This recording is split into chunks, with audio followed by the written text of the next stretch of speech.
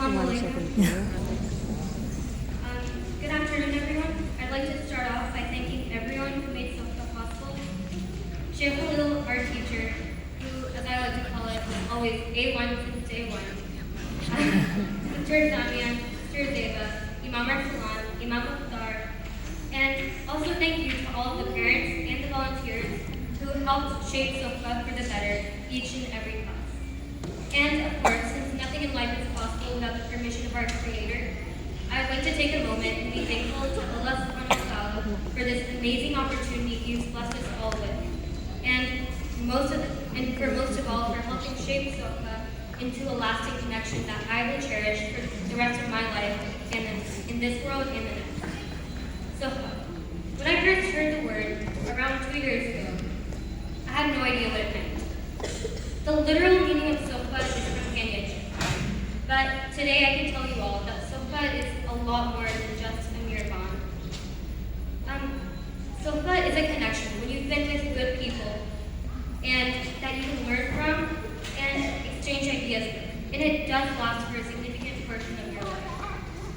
By significant, I don't just mean significant in duration, or rather significant in terms of meaning. Life is all about creating lasting connections. But before I go into that, I'd like to reference one of my favorite analogies that Sheikh Khalil made, maybe a year ago about a journey.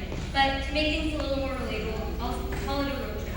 So let me take you all on this road trip, a figurative one that I like to call life. All road trips have a duration, as well as a point A and a point B. Let's name point A first, and then we can name point B death. So at this point, we can probably gauge what you would normally see in a road trip.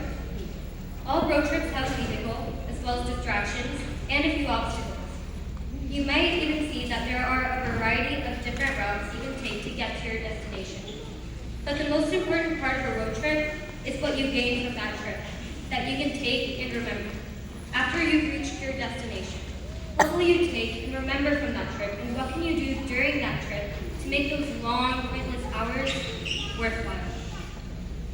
Most of the time, what happens is that we prepare for the long, boring trip, and we pack the car to the top with puzzles, books, movies, pillows, blankets, anything we need to be able to pass time so that we don't feel bored.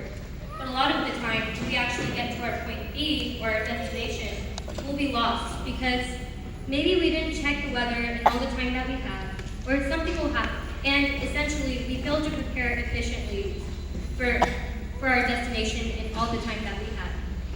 But at one point, 2 years ago, regardless of age or knowledge, we all came to Sofa and all of our routes in our quest for spiritual knowledge met.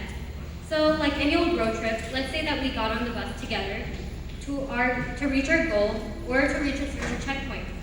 Now, standing here, I can tell you all that I don't know the duration of my trip, nor do I know the duration of anyone else's. But I can tell you all that I'm really grateful that I was destined to share a bus and a route with my fellow passengers who came along for the ride and made it to the checkpoint along with me. I'm really happy to have experienced the journey along with all of you, all of our positive and our negative experiences. We made amazing memories along the way, like helping out at the farm, seeing the joy of Brother Omar and Sister Claudia, who sacrificed a life of ease to build a farm where children could grow up and think about all the happy memories they made where nobody told them to be quiet or stop running at the masjid. When we first volunteered at the Day of Dignity, a humbling experience where we met some of the world's most grateful people, who were grateful just because we handed them common everyday objects that we usually take for granted. Or when we volunteered at the food bank here. Most teenagers typically don't enjoy waking up at 8 a.m.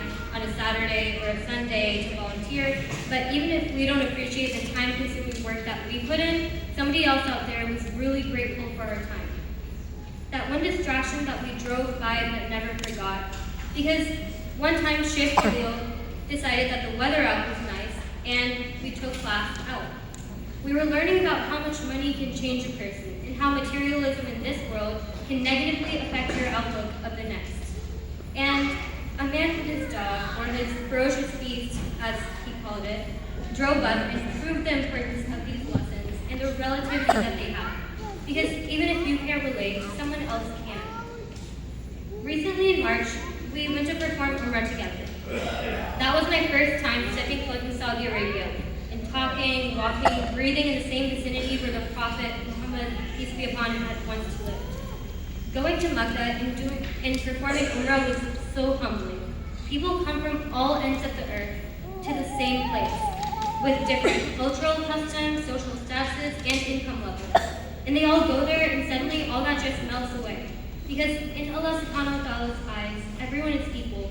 And in the house of Allah subhanahu wa ta'ala, you aren't worrying about what people will think, but rather, you're all rushing to be able to worship as much as you can in the time frame that you're there. In Allah subhanahu wa ta'ala's eyes, again, everyone is equal. You're trying to lift your own spiritual value in a significant way, some way, so that He could notice your effort, your struggle, or your pleas for a better life. Now, right after we went to Medina, and it's a complete compliment to Mecca. It's serene, quiet, peaceful, and while you're there, it's like you've been away from home for so long, and then you finally got back. Except for me, I'd never been there before that time. A place that was once a land of disease is today a place with the sweetest air, the coolest winds, and the most beautiful atmosphere. We weren't even there for a full week, yet it seemed like I had been there for months and months, enough to get attached to it, enough to take it as a feeling of home. There, I learned that there is a place on this earth where the world doesn't feel worldly, and that is how we should train ourselves, to resist the pull of this dunya. Because in the most important place on earth, it is almost non-existent and unneeded.